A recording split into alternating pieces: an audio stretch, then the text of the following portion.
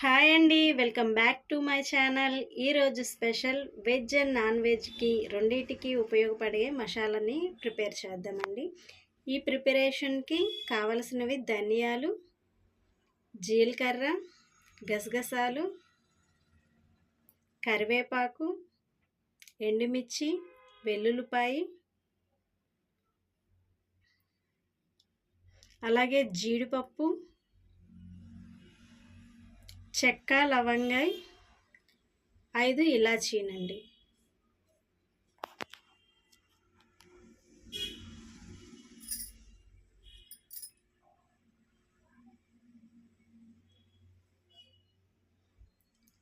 ఇలా అన్నీ ఒకసారి ప్లేట్లోకి తీసుకొని స్టవ్ మీద బాండి పెట్టి ముందుగా కరివేపాకుని, ఎండుమిర్చిని ఫ్రై చేసుకోవాలండి. డ్రై రోస్ట్ చేసుకోవాలి. ఆయిల్ అలాంటివి ఏమీ వేయకుండా సిమ్లో పెట్టి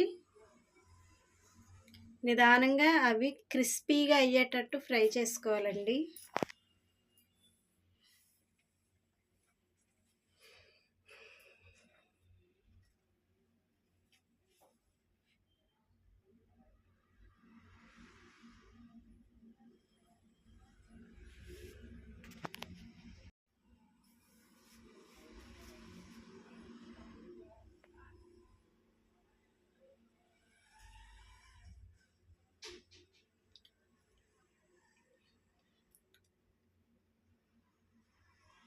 ఈ విధంగా నిదానంగా సిమ్లో పెట్టి ఫ్రై చేసుకోవాలి.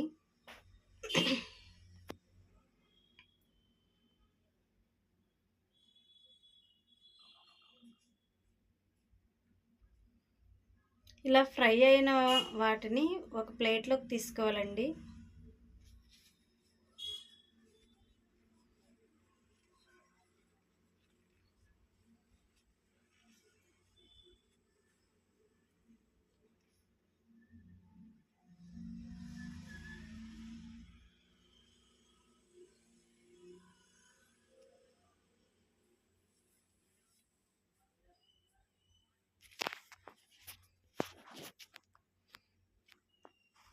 కరివేపాకుని పట్టుకొని ఎలా అంటే క్రిస్పీగా అవ్వాలి.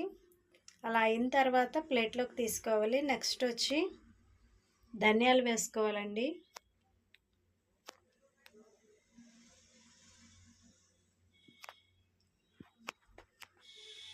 ధనియాలు కూడా లైట్గా గోల్డ్ కలర్ వచ్చేదాకా ఫ్రై చేసుకోవాలి.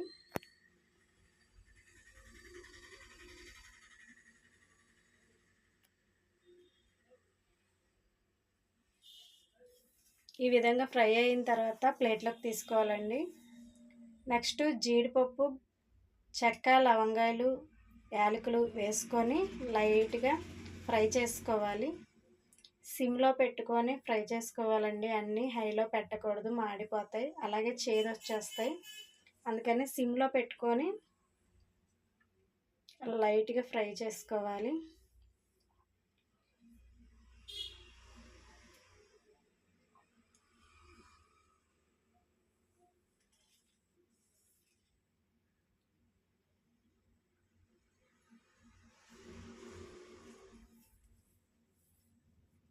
ఈ విధంగా ఫ్రై అయిన తర్వాత ప్లేట్లోకి తీసుకోవాలండి.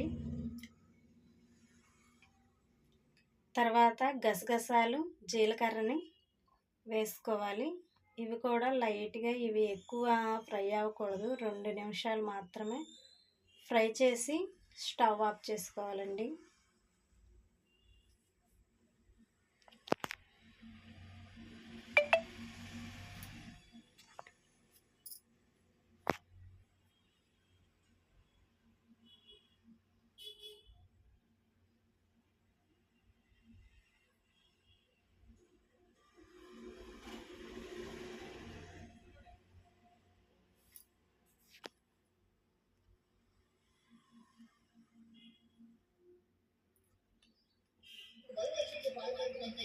ఈ మొత్తాన్ని మనం మిక్సీ జార్లోకి వేసుకోవాలి చల్లారిన తర్వాత.